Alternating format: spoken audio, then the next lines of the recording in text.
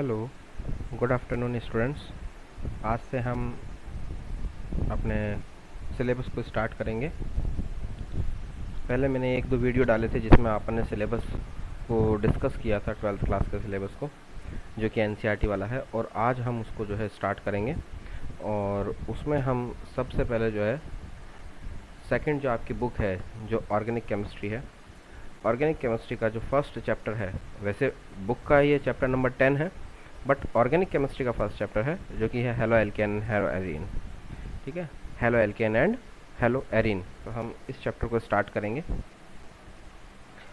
पहले इसका नाम जब ये राजस्थान बोर्ड में था तो इसका नाम जो है हेलोजन डेरिवेटिव था, लेकिन एनसीईआरटी में इसका नाम halo alkane and hello arenes है, क्योंकि हमको दो ही टॉपिक पढ़ने हैं इसके अंदर, एक तो हेलो एल्केन और दूसरा हेलो एरीन। आप लोग अच्छी तरीके से जानते हैं कि हाइड्रोकार्बन के हाइड्रोजन एटम को अगर हम हेलोजन से रिप्लेस कर दें तो वो क्या बनता है, हेलो एल्केन बनता है। ठीक है, और यही अगर हम बेंजीन, जो कि एरोमेटिक हाइड्रोकार्बन है, उसके हाइड्रोजन को हेलोजन के थ्रू रिप्लेस करें तो वो हेलो एरीन बनता है। ठीक है, तो हेलो एल्केन और हेलो एरीन हमको यहाँ दो टॉपिक जो है पढ़ने हैं। ठीक है, तो स्टार्ट करते हैं हम halo alkane and hello arene. इसमें जो अपने फर्स्ट पैराग्राफ है जस्ट इंट्रोडक्शन टाइप है ना, तो इतना कोई काम का नहीं है। सीधा आते हैं अपन इसके क्लासिफिकेशन के ऊपर। हेलो एल्केन और हेलो एरीन का क्लासिफिकेशन है, और जो फर्स्ट क्लासिफिकेशन है वो है on the basis of number of halogen atom, यानी कि हेलोजन एटम कितने हैं उनकी संख्या के आधार पर जो है, उनके नंबर ऑफ हेलोजन एटम्स के आधार पर है। तो पहला जो है आप देखें कि अगर हेलोजन एटम एक लगा हुआ है तो वो मोनो हेलो एल्केन कहलाता है। अगर दो पास पास वाले कार्बन पर हेलोजन एटम है तो वो डाई हेलो एल्केन कहलाएगा। और अगर लगातार तीन कार्बन पर, कंटिन्यूसली तीन कार्बन पर अगर तीन हेलोजन लगे हैं तो वो क्या कहलाएगा, ट्राई हेलो एल्केन कहलाएगा। ठीक है, अब ये है कि भाई तीन से ज़्यादा हो तो अब वो टेट्रा पेंटा हो सकते हैं, बट बेसिकली वो तीन से ऊपर वाले सारे पॉली हेलो एल्केन की कैटेगरी में आ जाते हैं, यानी बहुत सारे जो हैं वो पॉली की कैटेगरी में आ जाते हैं। ठीक है, जनरली हम ये तीन ही पढ़ते हैं, mono halo alkane, die halo alkane और ट्राई हेलो एल्केन। ऐसे ही अगर हम बात करें कि बेंजीन रिंग के ऊपर अगर एक हेलोजन है तो वो हो जाएगा मोनो हेलो एरीन, दो हेलोजन है अगर पास पास वाले कार्बन पे तो वो हो जाएंगे डाई हेलो एरीन्स, और अगर तीन कार्बन पे हैं लगातार तो वो हो जाएंगे ट्राई हेलो एरीन्स। ये क्लासिफिकेशन है on the basis of number of halogen atom. ठीक है, उसके बाद में जो सेकेंड क्लासिफिकेशन है वो काम का है, वो क्लासिफिकेशन है कंपाउंड कंटेनिंग sp3CX बॉन्ड। ठीक है, यानी कि कंपाउंड के अंदर जो हेलोजन से जुड़ा हुआ कार्बन है उस कार्बन का हाइब्रिडाइजेशन क्या है, यानी उस कार्बन का हाइब्रिडाइजेशन कौन सा है, वो कार्बन sp2 हाइब्रिड है या sp3 हाइब्रिड है, उसके बेसिस पे जो है ये क्लासिफिकेशन है। ध्यान रखिएगा, कौन से कार्बन का हाइब्रिडाइजेशन देखना है, उस कार्बन का जो डायरेक्टली हेलोजन से अटैच है। ठीक है, तो इसके बेसिस पे अगर हम देखें तो sp3 hybrid carbon halogen bond जो है उसके बेसिस पे तीन टाइप के होते हैं ये, एक एल्किल हैलाइड, दूसरा एलाइलिक हैलाइड और तीसरा बेंजाइलिक हैलाइड। ठीक है, सबसे पहला है एल्काइल हैलाइड या हेलो एल्केन्स। जो लैंग्वेज है ये कोई काम की नहीं है क्लासिफिकेशन की, है ना। जब आप नोट्स भी बनाएंगे तो कोई ज़रूरत नहीं लिखने की, अपने को सिर्फ इसके एग्जांपल्स लिखने क्लासिफिकेशन के। देखिए ये CX बॉन्ड है, आपको कर्सर दिखाई दे रहा होगा, ये CX बॉन्ड है। इस CX बॉन्ड का कार्बन आप देखें तो sp3 हाइब्रिड है, क्योंकि सारे सिंगल बॉन्डेड है, sp3 हाइब्रिड है। और तो हमारी पहली जो रिक्वायरमेंट है वो कंप्लीट हो रही है कि sp3CX बॉन्ड है इन सभी में, देखो तीनों में। ठीक है, अब हमें ये देखना है कि अगर CX बॉन्ड वाला कार्बन एक कार्बन से जुड़ा है तो वो क्या कहलाता है, प्राइमरी हेलो एल्केन। अगर CX बॉन्ड वाला कार्बन दो कार्बन से जुड़ा है, यानी दो एल्किल ग्रुप से जुड़ा हुआ है, तो वो क्या कहलाता है, सेकेंडरी। और अगर CX बॉन्ड वाला कार्बन, यहाँ हम कहें कि CX बॉन्ड वाला जो कार्बन है वो तीन एल्किल ग्रुप से जुड़ा है, तो वो क्या कहलाता है, टर्शरी, यानी कि टर्शरी हेलो एल्केन। ठीक है, तो आप देखेंगे कि जब CX बॉन्ड का कार्बन अगर एक एल्किल ग्रुप से जुड़ा होता है तो वो प्राइमरी एल्किल हैलाइड कहलाता है। अगर CX जो ग्रुप है इसका कार्बन अगर दो एल्किल ग्रुप से या दो कार्बन से अटैच होता है तो वो सेकेंडरी होता है। और अगर 3 से जुड़ा हुआ हो तो वो क्या होता है, टर्शियरी होता है। 3 से ज़्यादा हो नहीं सकता क्योंकि कार्बन टेट्रावैलेंट ही होता है और एक साइड में उसके हेलोजन अटैच है। तो इस बेसिस पे अगर हम देखें तो एल्किल हैलाइड 3 टाइप के होते हैं, primary alkyl halide, secondary alkyl halide and tertiary alkyl halide. ठीक है, देन ये क्लासिफिकेशन हुआ। उसके बाद में sp3CX बॉन्ड में एक और जो है कंपाउंड्स आ जाते हैं, वो आते हैं एलाइलिक हैलाइड। एलाइलिक हैलाइड में भी क्या है कि जो CX बॉन्ड का कार्बन है, CX कार्बन हेलोजन बॉन्ड, ध्यान रखिएगा कि CX बॉन्ड का कार्बन तो sp3 हाइब्रिड ही होगा, लेकिन उसके जस्ट पास वाला कार्बन sp2 हाइब्रिड होगा या हम क्या है डबल बॉन्डेड होगा। आप देखिए ये जो कार्बन है ये CX बॉन्ड का कार्बन है। ठीक है, आप देखेंगे कि इस पे 2 हाइड्रोजन जुड़े हुए हैं और एक हेलोजन जुड़ा हुआ है। ठीक है, और एक तरफ से ये कार्बन से अटैच है। तो बेसिकली ये जो कार्बन है ये चारों सिंगल बॉन्ड जुड़े हुए हैं। देखो एक हेलोजन होगा, 2 हाइड्रोजन होंगे और इस तरफ ये कार्बन से जुड़ा हुआ है। ठीक है, तो चारों सिंगल बॉन्ड, यानी कि ये कार्बन तो क्या हो गया, sp3 हाइब्रिड हो गया, और इसके जस्ट पास वाला कार्बन आप देखें यानी ये वाला कार्बन वो क्या होगा, डबल बॉन्डेड होता है या हम क्या है sp2 हाइब्रिड होता है। ठीक है, तो ये पहचान होती है एलाइलिक हैलाइड की कि CX बॉन्ड का कार्बन तो जो है वो क्या होगा, sp3 हाइब्रिड होगा, लेकिन उसके जस्ट पास में डबल बॉन्ड होता है, तो वो क्या कहलाता है, एलाइलिक ग्रुप, है ना। यहाँ पर भी देखिए ये भी एक एलाइलिक हैलाइड ही है।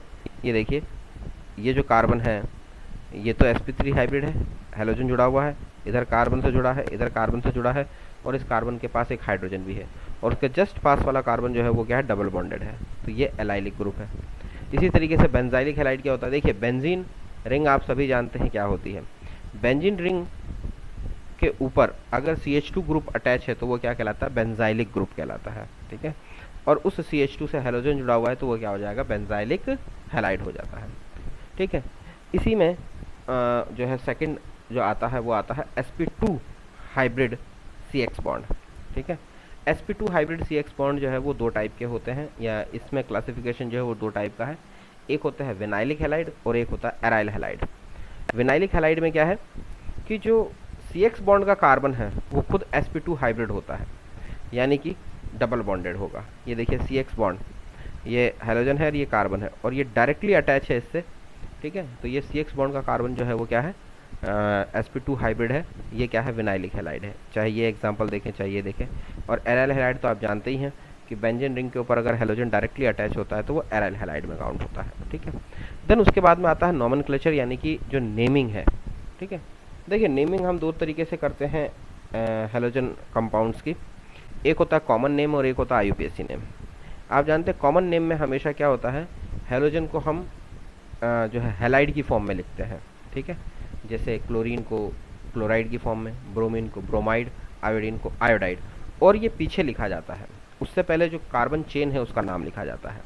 जैसे ये देखिए ये क्या हो गया, अब ये 3 कार्बन की चेन है तो प्रोपेन है, लेकिन सीधी चेन है तो एन प्रोपेन, है ना, और वैलेंसी फ्री है, दूसरी तरफ क्या जुड़ा है, हैलाइड जुड़ा है, तो ये क्या हो जाएगा, प्रोपाइल एल्किल ग्रुप, है ना, एल्काइल ग्रुप जो होता है। तो ये क्या हो जाएगा, एन प्रोपाइल ब्रोमाइड। ये क्या हो जाएगा, आइसोप्रोपाइल, क्योंकि 2 डिग्री कार्बन से यहाँ पर Cl जुड़ा है तो आइसोप्रोपाइल क्लोराइड। ये क्या हो जाएगा, आइसोब्यूटाइल क्लोराइड। ठीक है, बट अगर इनके हम IUPAC नेम देखें तो IUPAC में आप जानते हैं कि हेलोजन जो होता है वो क्या है, एक सब्स्टिट्यूएंट की तरह यूज़ होते हैं। ठीक है, हेलोजन जो फंक्शनल ग्रुप होते हैं इनका कोई भी सफिक्स नहीं होता, बल्कि इनका प्रीफिक्स होता है, प्रीफिक्स होता है इनका हेलो, और जो कि क्या लिखा जाता है, सब्स्टिट्यूएंट की फॉर्म में, यानी कि पहले लिखा जाता है, तो नंबर के साथ हम लिख देते हैं। तो आप देखेंगे कि यहाँ पर जो क्लोरीन है, हेलो वर्ड यूज़ करते हैं, तो क्लोरीन के लिए हम क्लोरो, ब्रोमीन के लिए ब्रोमो, आयोडीन के लिए आयोडो। तो ये ब्रोमीन है तो इसके लिए ब्रोमो यूज़ होगा, और ये ब्रोमो कितने नंबर कार्बन पे, 1 नंबर पे, तो 1 ब्रोमो प्रोपेन, 2 क्लोरोपेन, और यहाँ क्या हो जाएगा, इधर से ही होगी नंबरिंग तो स्टार्ट, यानी 1 2 3। तो देखिए 1 पर क्लोरो है, 2 पर मिथाइल है, तो अल्फ़ाबेटिकल ऑर्डर, क्योंकि दोनों ही क्या है, सब्स्टिट्यूएंट है, तो अल्फ़ाबेटिकल ऑर्डर में C पहले आता है, तो 1 क्लोरो 2 मिथाइल प्रोपेन। ठीक है, इसी तरीके से आप देखेंगे कि एरोमेटिक जो एरिल हैलाइड्स हैं इनकी भी नेमिंग इसी तरीके से करी गई है। ठीक है, उसके बाद में आप देखेंगे यहाँ पर कुछ एग्जाम्पल्स दिए हुए हैं, इन एग्जाम्पल्स को आप खुद करेंगे, है ना, और अगर इनमें आपको कोई तकलीफ़ होती है या कुछ कोई ऐसा एग्जाम्पल है जिसमें आपको समझ में नहीं आता है, तो आपको पता ही है ग्रुप में जो है नंबर दिए हुए होंगे मेरे, फ़ोन नंबर, आप मुझसे जो है कांटेक्ट कर सकते हैं, पूछ सकते हैं। ठीक है, जो मुझे है एक्चुअली ग्रुप में तो आप मैसेज नहीं कर सकते हैं, बट पर्सनल मैसेज कर सकते हैं और पूछ सकते हैं कभी भी आप। ठीक है, देन कुछ यहाँ पर जो है क्वेश्चन आंसर्स हैं, वो भी आप सॉल्व करें। कोई दिक्कत आए तो आप कभी भी पूछें। कुछ अनसॉल्व्ड क्वेश्चन भी हैं, ठीक है, ये तो सॉल्व हैं सारे, कुछ अनसॉल्व्ड भी हैं, इनको भी करने की कोशिश करें आप, ठीक है। उसके बाद में आते हैं अपन nature of C X bond के ऊपर, यानी कि कार्बन हेलोजन बॉन्ड का जो है नेचर किस टाइप का होता है, हम वो यहाँ पर डिस्कस करेंगे। देखिए, हेलोजन की इलेक्ट्रॉन नेगेटिविटी कार्बन से बहुत ज़्यादा होती है, आप जानते हैं, जो भी हेलोजन है। तो इसकी वजह से हेलोजन जो है वो क्या करता है, कार्बन हेलोजन बॉन्ड जो कि एक कोवेलेंट बॉन्ड है, शेयरिंग ऑफ इलेक्ट्रॉन से बना है, उस कोवेलेंट बॉन्ड के इलेक्ट्रॉनों को अपनी तरफ अट्रैक्ट कर लेता है। और उस अट्रैक्शन की वजह से, देखिए, सिर्फ अट्रैक्ट किया है, ना कि पूरा लेकर के अलग हो गया, अट्रैक्ट किया है। और उस अट्रैक्शन की वजह से हेलोजन के ऊपर क्या आता है, पार्शियल नेगेटिव चार्ज आता है, और कार्बन पे क्या आ जाता है, पार्शियल पॉजिटिव चार्ज आ जाता है, ठीक है। तो बेसिकली इस कंपाउंड में अगर हम देखें तो यहाँ पे आपको दो पोल नज़र आएंगे, यानी कि दो पोल बन जाते हैं, एक नेगेटिव पोल और एक पॉजिटिव पोल। तो इस तरीके से हम कह सकते हैं कि जो सी एक्स बॉन्ड होता है वो कैसा होता है, डाइपोल इन नेचर होता है, ठीक है, पोलर होता है, और उसमें दो पोल बन जाते हैं, और वो क्या होता है, एक पॉजिटिव पोल है और एक नेगेटिव पोल है, ठीक है। उसके बाद अगर हम ब्रेकिंग की बात देखें तो देखिए, हम जानते हैं कि बॉन्ड जितना ज़्यादा पोलर होता है उतना ज़्यादा वहाँ पर जो है चार्ज सेपरेशन होगा, और चार्ज सेपरेशन जितना ज़्यादा होगा उस बॉन्ड को ब्रेक करना उतना आसान होता है। तो इसके अकॉर्डिंग अगर हम देखें तो फ्लोराइड की इलेक्ट्रॉन नेगेटिविटी यानी फ्लोरीन की इलेक्ट्रॉन नेगेटिविटी सबसे ज़्यादा होती है, और आयोडीन की इलेक्ट्रॉन नेगेटिविटी सबसे कम होती है। आप पीरियोडिक टेबल में देखते हैं, अगर हम ग्रुप वाइज स्टडी करें तो हेलोजन ग्रुप नंबर 17 में आते हैं, और ग्रुप अगर देखें तो पहले आता है फ्लोरीन, फिर क्लोरीन, फिर ब्रोमीन, फिर आयोडीन, और अप टू डाउन जाने पर इलेक्ट्रॉन नेगेटिविटी क्या होती जाती है, डिक्रीज होती जाती है। तो सबसे ज़्यादा किसकी हुई, फ्लोरीन की। तो अगर हम देखें तो सबसे ज़्यादा पोलर बॉन्ड कौन सा होगा, फ्लोरीन। तो सबसे इजीली कौन सा ब्रेक होना चाहिए, फ्लोरीन। लेकिन यहाँ पोलरिटी के बेसिस पे जो है इसकी ब्रेकिंग नहीं है। यहाँ पे जो ब्रेकिंग है वो है बॉन्ड लेंथ के आधार पर, यानी बॉन्ड लेंथ के बेसिस पे। और बॉन्ड लेंथ के बेसिस पे अगर हम देखें तो बॉन्ड लेंथ जितनी ज़्यादा होती है, यानी बॉन्ड जितना लॉन्ग होता है, बॉन्ड लेंथ अगर ज़्यादा होगी तो बॉन्ड उतना ज़्यादा वीक होगा, और बॉन्ड जितना वीक होगा उसको ब्रेक करने के लिए एनर्जी उतनी ही कम देनी पड़ेगी। तो उसके अकॉर्डिंग अगर अपन देखें तो सी आई, क्योंकि आयोडाइड का साइज अप टू डाउन जाने पर हेलोजन में, जब हम अप टू डाउन जाते हैं ग्रुप में तो साइज बढ़ता जाता है, तो आयोडाइड जो है यानी आयोडीन जो है उसका साइज सबसे बड़ा होता है। तो सी आई बॉन्ड लेंथ जो है यानी कार्बन और आयोडीन की जो बॉन्ड लेंथ होगी वो सबसे ज़्यादा होगी, तो वो सबसे वीक होगा, और सबसे वीक होगा तो वो सबसे ईजिली ब्रेक होगा, यानी उसको देने के लिए जो उसको ब्रेक करने के लिए बॉन्ड डिसोसिएशन एंथैल्पी की वैल्यू सबसे कम होगी। तो अगर हम बॉन्ड ब्रेकिंग देखें तो सबसे आसानी से कौन सा टूटेगा, कार्बन आयोडीन बॉन्ड टूटता है। आप देखिए बॉन्ड लेंथ देखिए आप सबसे ज़्यादा है, ये यहाँ पर देखिए कार्बन आयोडीन की बॉन्ड लेंथ सबसे ज़्यादा है, तो इसी वजह से इसको बॉन्ड को ब्रेक करने के लिए जो एनर्जी की रिक्वायरमेंट है वो सबसे कम है। आप देखिए सी एक्स बॉन्ड एंथैल्पी सबसे कम है इसकी, ठीक है। लेकिन अगर आप डाइपोल मोमेंट के बेसिस पे देखेंगे तो जो मैंने कहा था, देखिए सी एफ बॉन्ड लेंथ सबसे कम है, क्योंकि फ्लोरीन का साइज छोटा होता है, ठीक है। तो इसको तोड़ने के लिए आपको एनर्जी बहुत ज़्यादा देनी पड़ेगी क्योंकि पास पास है। लेकिन अगर डाइपोल मोमेंट के बेसिस पे देखें हम तो डाइपोल मोमेंट देखिए सबसे ज़्यादा सी एफ बॉन्ड का ही है, क्योंकि फ्लोरीन का जो है साइज छोटा होता है। हालांकि क्लोरीन का उससे ज़्यादा है डाइपोल मोमेंट, उसका रीज़न है यहाँ पर कि यहाँ पर जो है रिपल्शन होने लग जाता है, क्योंकि फ्लोरीन का साइज़ बहुत छोटा है लेकिन उसकी इलेक्ट्रॉन नेगेटिविटी ज़्यादा है। तो जब वो इलेक्ट्रॉनों को अपनी तरफ खींचता तो है, लेकिन उससे जो उसके इलेक्ट्रॉन्स हैं उन इलेक्ट्रॉन क्लाउड में क्या हो जाता है, आपस में रिपल्शन स्टार्ट हो जाता है, जिसकी वजह से यहाँ पर डाइपोल मोमेंट कम हो जाता है, क्योंकि वो वापस रिपेल कर देता है इलेक्ट्रॉन्स को। और इसीलिए क्लोरीन का जो सी एल बॉन्ड है उसका डाइपोल मोमेंट ज़्यादा होता है as compare to C F bond, ठीक है। तो ये जो है क्या बोलते हैं इसको कि डाइपोल मोमेंट के बारे में था और बॉन्ड डिसोसिएशन एंथैल्पी के बारे में था। तो आई थिंक आपको समझ में आ गया होगा कि कार्बन आयोडीन की बॉन्ड डिसोसिएशन एंथैल्पी सबसे कम है बिकॉज ऑफ लेंथ, है ना, क्योंकि बॉन्ड लेंथ सबसे ज़्यादा है तो बॉन्ड डिसोसिएशन एंथैल्पी सबसे कम है। यानी अगर हम देखें कि सबसे ज़्यादा रिएक्टिव बॉन्ड कौन सा होगा, अगर कार्बन हेलोजन की बात करें तो कार्बन आयोडीन जो है वो सबसे ज़्यादा रिएक्टिव होगा, क्योंकि वो सबसे ईजिली ब्रेक हो जाएगा, ठीक है। देन उसके बाद में आते हैं अपन मेथड ऑफ प्रिपरेशन। अब मेथड ऑफ प्रिपरेशन यहाँ पर देखो अपने को दो चीज़ें करनी है, हेलो एल्केन और हेलो एरीन। तो सबसे पहले हम करेंगे हेलो एल्केन के बनाने की विधियाँ, है ना, यानी method of preparation of haloalkane. Then उसके बाद हम करेंगे method of preparation of haloarene. इनमें सबसे पहली जो मेथड आती है हेलो एल्केन के फॉर्मेशन की, यानी method of preparation of halo alkane, वो सबसे फर्स्ट मेथड जो है वो है फ्रॉम एल्कोहल। एल्कोहल के थ्रू जो है हम यहाँ क्या करेंगे जो है बनाते हैं